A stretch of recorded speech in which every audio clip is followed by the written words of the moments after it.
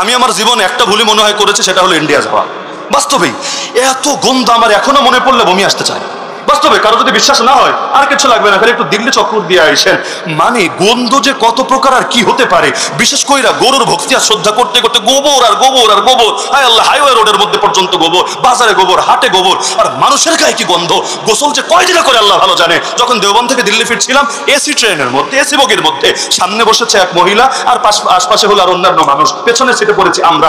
আল্লাহ হেফাজত করুক, এই দৃশ্যটা কল্পনা করলে আমার বারবার মানে মাথার মধ্যে অন্যরকম অবস্থা হয়। যেই কয়বার খালি গা নাড়া দিচ্ছিল, এমন এক মানে বমি আসার অবস্থা হচ্ছিল, নিজের কন্ট্রোল করাই মুশকিল হচ্ছিল। এমনকি আমার পাশে যে সাথী ছিল, বাংলাদেশ থেকে গিয়েছে, আসার পর বহুদিন বলেছে, হুজুর এখনো পর্যন্ত আমি স্বাভাবিক হইনি, দোয়া কইরেন, এখনো বউর কাছেও আমি যাইতে পারি না, খালি আমার কেন জানি নাকের মধ্যে ওই গন্ধটা, ওই ফিলটা খালি আসতে চায়। আমি বানিয়ে বলছি না, বিশ্বাস না হলে আপনার এই ভিসা তো বন্ধ আছে এখন, কোনোদিন চালু হলে একটু চক্কর মেরে দেখে আইসেন গন্ধ কত প্রকার আর কি কি। বাপের জন্মের তরে শিক্ষা হবে, জীবনে আর যাইতে চাইবেন।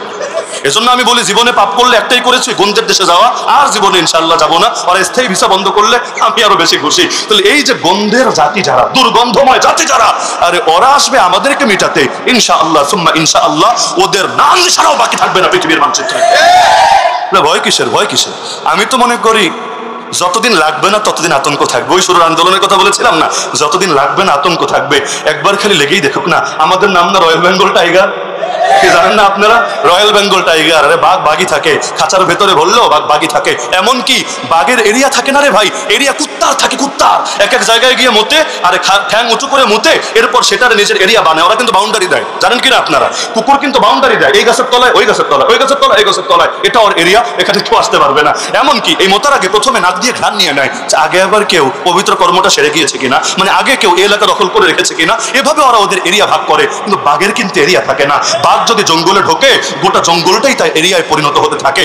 যেই বনে বাঘ থাকে না, ওই বনে শিয়াল মামাই রাজা হয়ে ওঠে। তো এই দেশের আলেম ওলামাকে দীর্ঘদিন পর্যন্ত দমিয়ে রাখা হয়েছে, বনটাকে শূন্য রাখা হয়েছে। আরে তাই বলে শিয়াল মামারা লেজ উঁচিয়ে উঁচিয়ে বাঘ সেজে বসেছে। আরে তাতে কি, যখন এই জাতি জেগেই উঠেছে, যখন এই বাঘগুলো জঙ্গলে ঢুকেই গিয়েছে, আরে তখন আর শিয়াল কি, আর বান্দর কি, আর কুকুর কি, আর অন্যান্য জন্তু জানোয়ার কি, একবার যখন বাঘ গর্জন দিয়ে উঠবে, ওরা তো লেজ গুটিয়ে পালানোর জায়গা খুঁজে পাবে না।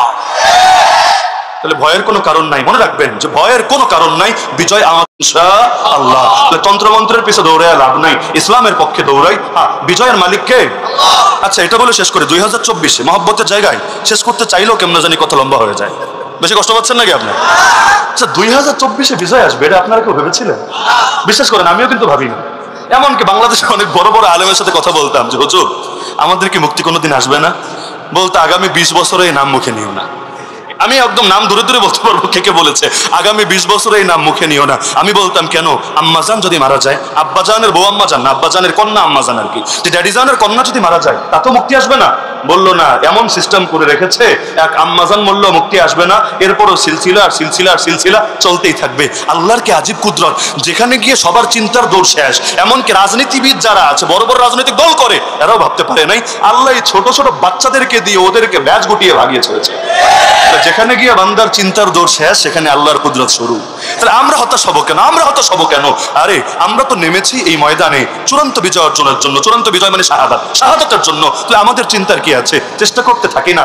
আল্লাহ চাইলে 2 বছর পরেও হতে পারে, আল্লাহ চাইলে 20 বছর পরেও হতে পারে। দিনের জন্য বেলাল হওয়া লাগলেও আলহামদুলিল্লাহ, দিনের জন্য খালিদ বিন ওয়ালিদ হওয়া লাগলেও আলহামদুলিল্লাহ, দিনের জন্য সুমাইয়া হওয়া লাগলেও লাব্বাইক আল্লাহুম্মা লাব্বাইক, আর দিনের জন্য যদি মুহাম্মদ বিন কাসিম হওয়া লাগে তখন লাব্বাইক আল্লাহুম্মা লাব্বাইক। আমরা হর হালতে রেডি আছি। সুতরাং আমাদের পিছপা হওয়ার কোনো কারণ নাই, আমরাই বিজয়ী হব ইনশাআল্লাহ। লম্বা চওড়া কোনো আলোচনা করছি না, শুধু এই বার্তাটা আমি দিয়ে যাচ্ছি, মনোবল ভাঙবেন না, শুধু দাওয়াত দিতেই থাকেন, দিতেই থাকেন, দিতেই থাকেন। আর যাদেরকে দাওয়াত দেবেন প্রত্যেককে সমর্থক না, কর্মীতে পরিণত করেন। কর্মী যারা নিজের জান বিলিয়ে দিতে রাজি, যারা অর্থের কাছেও বিক্রি হবে না, নারী কেলেঙ্কারিতেও জড়াবে না, পৃথিবীর কোনো স্বার্থ যাদেরকে এই পথ থেকে সরাতে পারবে না, একমাত্র মৃত্যু ছাড়া এই পথ থেকে যারা এক চুলো পিছপা হবে না ইনশাআল্লাহ, তাদের হাতে আগামীর বাংলাদেশে নতুন বিজয় রচিত হবে ইনশাআল্লাহ।